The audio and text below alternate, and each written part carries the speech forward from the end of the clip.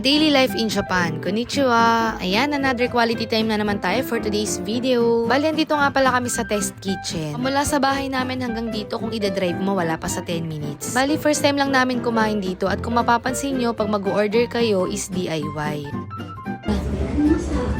At ayan, konting pasilip lang tayo sa lugar. Di rin ganun kalakihan yung omisi nila.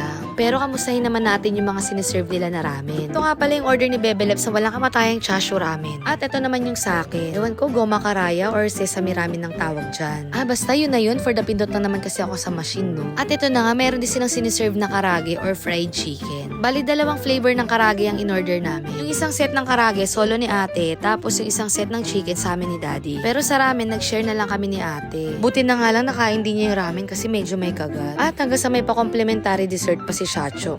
Saan ka dyan? Kaya kung i-rate ko yung food, service, place, and everything, bibigyan natin siya ng tumataginting na 8 out of 10. Hanggang sa dumiretso na nga kami dito sa Kodomo no Kuni. Isa to sa mga pasyalang pambata. Tapos marami kayong makikita dito. Merong gym, merong parang library. Tapos ayang nakikita nyo sa video para siyang forest. Tapos naka-indicate siya yung mga iba't ibang klase ng mga insects, animals. Tapos art and museum.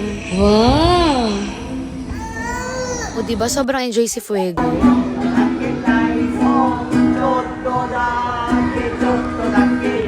Basta sobrang mag-enjoy yung mga bagets dito. At alam nyo ba guys, ma-share ko lang ha. Sobrang na-appreciate ko lahat ng mga nangyayari sa amin ngayon. Lalo na nung nagkaroon kami ng sariling sasakyan. Sobrang laking bagay nun guys. Alam nyo ba yun? Dati nakikisuyo lang ako sa mga kaibigan ko, sa airpods ko, basta kung sino yung available sa kanila. Pag may kailangan akong bilhin, or may kailangan akong puntahan, kailangan ko pa magpasama sa kanila kasi wala nga kaming sasakyan ng time na yun. Pero syempre sobrang nagpapasalamat ako sa kanila. Kasi hindi sila napagod na samahan ako kahit sobrang busy nila. Tsaka alam nyo ba guys, hindi talaga biro kumuha ng lisensya o ng sasakyan dito sa Japan. Hindi lang siya basta pagod, gastos, sakripisyo, hanggang pag-e-effortan mo siyang malala. Pero tignan nyo naman guys, sobrang sarap sa pakiramdam. Kasi kahit sa namin magpunta, makakapunta kami. Kahit sang lugar kung gusto ipasyal yung mga junakis ko, mapupuntahan namin. Tapos pag mag-grocery ako, hindi na ako mangi-istorbo sa kanila. Pag merong mga emergency or monthly check-up si Fuego at si ate, hindi na ako magpapasama sa airpods ko sa mga kaibigan ko. O diba, ang bongga nun? Ang lakas maka-feeling blessed. Pero syempre, gaya nyo, marami rin kaming mga struggles in life. Pero ganun pa man, kung ano man yung dumating sa buhay natin, mahirap man yan o madali, maganda man o hindi. Tuloy-tuloy lang guys, wag kayo magpapadistract sa mga chararachar. Basta magtiwala lang kayo. Samahan nyo ng dasal at pananalig. Dahil lahat man ng mga bagay na ginugusto nyo, di nyo man makuha sa ngayon, makukuha nyo rin yun. In God's perfect time, basta kapit lang.